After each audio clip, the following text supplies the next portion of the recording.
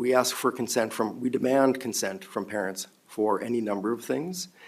This is an area that obviously we want to provide support to that child that is going through what, in the life of a child, a 13-year-old, which will at that time be probably the most significant thing that they have considered.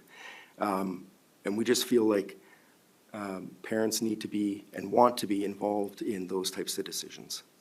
Like I said, we have relatively speaking, small community schools. What I want to do is avoid a situation where a parent finds out indirectly as they're trying to build a relationship and have a good relationship with their teacher, they find out indirectly. As a parent, the first place I would go to would be that teacher. So this is not about outing anyone. This is about providing the support for a student that has made that decision. They have that desire to change their gender, to change their name. We want to be able to ensure that if there is any reason why they're uncomfortable with their parents knowing that, the default position must be, what support does that child need in order to get them to a place where they are comfortable telling their parents? Ultimately, that's what needs to take place. We want the school to be a safe and welcoming environment for all of our students, but we don't want to do that at the detriment of causing a separation between the relationship between a parent and their child.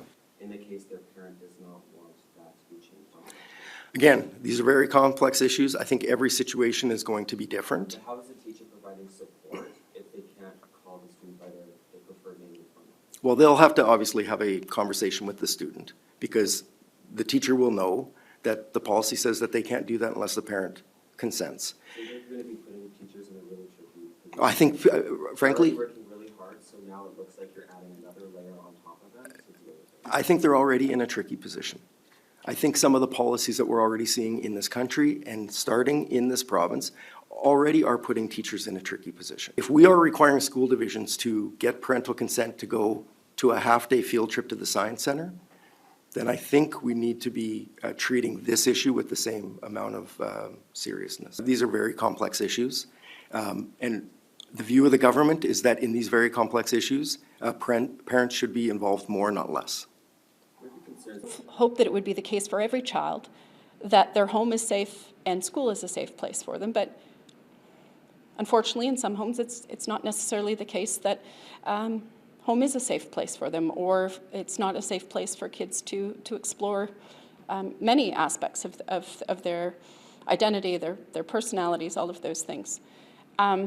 It's a benefit for kids to have places where they can freely be supported to be themselves. It is a signal to many kids who already feel vulnerable that they may have just lost the last, or one of the last, or the only safe places that they have. The fact that this is so clearly politically motivated and that kids have been and will be put at risk because of it is, it's the most cynical and disappointing kind of politics.